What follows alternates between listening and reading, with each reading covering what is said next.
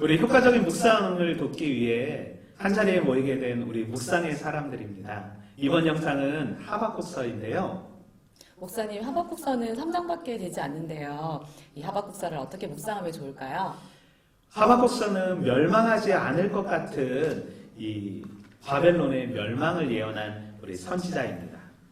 그래서 제가 세 가지로 준비했습니다. 첫째, 선지자의 이름과 뜻과 시기를 파악하라. 바벨론 포로 직전의 선지자로서 이 하박국 선지자는 껴안는 자, 포옹하는 자라는 뜻을 가진 선지자이거든요. 이스라엘의 아픔에 대해 포옹하고 하나님의 눈물에 대해 포옹하는 이 포옹하는 자. 포로 직전의 선지자로 남유다의 패망 직전에 하나님의 마음을 전달한 선지자이고요. 둘째, 다른 선지자들과 달리 하박국 선지자는 질문을 통해 하나님의 뜻을 발견하고 있으니 1장과 2장, 3장 하나님의 답, 하박국 선지자의 질문을 파악하여서 줄쳐서 우리 정리하는 것도 참 좋을 것 같습니다. 질문을 통해 하박국은 왜 하나님은 의인을 돌보지 않으시며 불의한 자들을 심판하지 않으시는지 두 번에 걸쳐 하나님께 질문하고 하나님의 답변을 통해 그 뜻을 백성들에게 전하는 형식이거든요. 세 번째, 시간의 주인은 하나님이다. 질문을 통해 그가 알게 된 사실은 정한 때에 하나님께서 그 일을 이루신다. 나의 때가 아니라 하나님의 때를 기다리는 믿음이 중요하고요. 그럴 때 비로소 의심은 확신으로 바뀌고 불안이 찬송으로 바뀔 것입니다. 나라가 망할 것 같은 위험 속에서 원망과 한숨이 아니라 하나님을 신뢰할 때 그가 비로소 무화과 나뭇잎이 없을지라도 또 외양간에 소가 없을지라도 그가 여호와로 인하여 즐거워하는 것. 우리 하박국 선지자를 통하여서 여러분도 이 상황에 매이는 것이 아니라 하나님을 즐거워했으면 좋겠습니다. 그렇다면 이 선지서를 이해하기 위해서는 때, 시기가 중요한데 이 하박국이 예언한 그때는 어떤 때였어요? 우리 정철 목사님. 네, 하박국이 예언했던 내용들 그리고 하나님께 질문했던 내용들을 왜 그런 질문을 했을까 배경과 함께 살펴보는 것 참 유익할 것 같은데요. 당시의 국제 정세를 이해하시면 좋을 것 같습니다. 특별히 세계의 강대국 사이에서 암담한 현실을 살아가고 있었는데요. 그 첫 번째 나라가 아수르였습니다. 북이스라엘을 패망시킨 나라로 유명한 나라였죠. 그리고 이 아수르가 쇠퇴할 즈음 신흥 강대국으로 떠오르는 나라가 하나 있었습니다. 바벨론이었습니다. 그리고 마지막으로 애굽에서 이 아수르를 돕기 위해 올라오는 그 애굽의 사람들과 이스라엘 영적 개혁의 선봉장이었던 요시야 왕이 전쟁을 치르게 됩니다. 하나님이 도우시니 이길 줄 알았는데 이 애국가의 전투에서 이 선한 왕 요시야 왕이 패전의 고배를 마시고 맙니다. 이때 하박국이 질문하는 거죠. 하나님, 이렇게 선한 왕이 이 열강들과의 싸움에서 죽는 게 말이나 됩니까?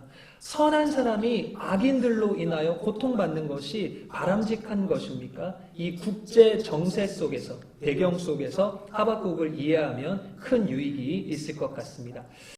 하박국을 예언서라기도 하고 묵시록이라고도 표현을 하더라고요. 예언과 묵시 공통되는 부분도 있고 차이점도 있을 것 같은데요. 이 예언과 묵시의 차이점 전도사님 설명을 좀 부탁드릴까요? 네. 하박국은 이제 계시 예언서이기도 하지만 묵시록이라고도 하는데요. 계시와 묵시는 헬라어로는 동일하게 쓰인 단어예요. 한국말로 조금 번역하면 숨은 것을 드러낸다. 또 비밀이었던 것이 밝혀진다는 뜻을 가지고 있습니다. 좀 더 쉽게 생각하면 계시라는 큰 원안에 묵시도 있고 예언도 있는데요. 묵시를 통해서도 하나님의 계시를 나타내시고 또 예언을 통해서도 하나님의 계시를 나타내는 거예요. 계시의 가장 대표적인 것이 바로 예수 그리스도이신데요. 오늘 하박국서는 자신이 묵시록이라고 아주 전면에 드러내놓고 있는데요. 1장 1절에 묵시로 받은 경고라, 그리고 2장 2절, 2장 3절에 묵시라고 쓰여져 있습니다. 이 묵시를 영어로 보면요, appearance, seen, sight라고 본 것, 보게 된 것을 의미하는데요. 하박국은 아마 하나님의 뜻을 정확하게 보게 됐다라는 의미를 가지고 이 하박국서를 쓰게 된 것 같아요. 하박국서를 이렇게 보면 하나님이 보이지 않는 상황에서도 하나님은 여전히 다스리시고 계시고 역사의 주관자라는 것이죠.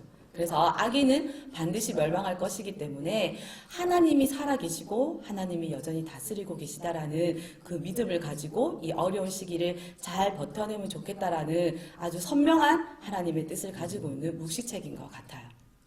그러면 목사님, 하박국서는 옛날 이야기잖아요. 오늘날 우리가 살고 있는 이 하박국서가 주는 메시지가 있을 텐데요. 우리 정윤태 목사님께서 그 부분을 한번 얘기해 주시면 어떨까요? 항상 이제 성경을 보면은 이제 구약과 신약 연결되어 있고 이 성경 전체가 우리 삶하고 같이 연결되어 있는 것을 볼 수 있는데요. 이 하박국서의 전체적인 큰 주제는 하나님의 주권이라는 주제입니다.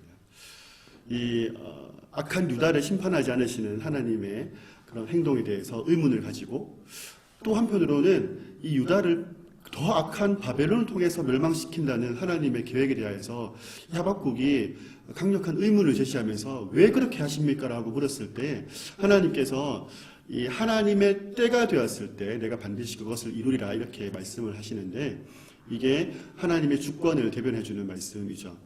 그러면서 하셨던 유명한 말씀이 보라 그의 마음은 교만하여 그 속에서 정직하지 못하나 의인은 그의 믿음으로 말미암아 살리라 이렇게 말씀하시는 부분이 있습니다. 하나님 말씀하시는 것처럼 바벨론이 군대가 쳐들어와서 유다가 멸망이 되고 또 하나님을 믿는 그런 사람들이 고통을 받겠지만 그 속에서도 의인은 반드시 그 믿음을 가진 믿음으로 말미암아 살 것이라는 그런 하나님의 전적인 주권에 대해서 이제 말씀하고 있습니다. 이것이 이 하박국에게 주신 소망의 말씀인데 이게 구약의 하박국서에만 나타나는 것이 아니고 신약에도 여러 성경에서 나타나고 있어요. 대표적으로는 로마서 말씀이죠. 로마서 1장 17절에 복음에는 하나님의 의가 나타나서 믿음으로 믿음에 이르게 하나니 기록된 바 오직 의인은 믿음으로 말미암아 살리라 함과 같으니라 이렇게 말씀을 하고 갈라디아서에서도 똑같이 말씀하시죠. 의인은 믿음으로 말미암아 살리라 하였습니다. 또 히브리서 기자도 똑같은 말씀을 합니다. 나의 의인은 믿음으로 말미암아 살리라 이렇게 말씀하는데 공통적인 것이 있어요. 이 핍박이 심하고 또 부패한 시대 속에서 누구나 하나님을 믿는 믿음으로 살면 그 속에서 하나님께서 그 믿음을 보시고 의롭다고 하시고 또 그 의인은 믿음으로 인하여서 하나님이 살려주신다는 약속의 말씀을 주고 있다는 것이죠. 이것이 우리가 살고 있는 오늘 이 시대 속에서도 동일하게 우리에게 적용이 되는 말씀이죠. 우리가 이 그리스도인으로서 살아가기 너무나도 힘든 이 세상 속에서도 우리가 믿음을 지키고 하나님을 믿는 믿음으로 꾸준히 주님 바라보면 주님께서 우리 안에 있는 그 믿음을 보시고 이 시대 속에서 구원하시고 또 살게끔 하신다는 약속의 말씀으로 우리가 받아들일 수가 있겠습니다.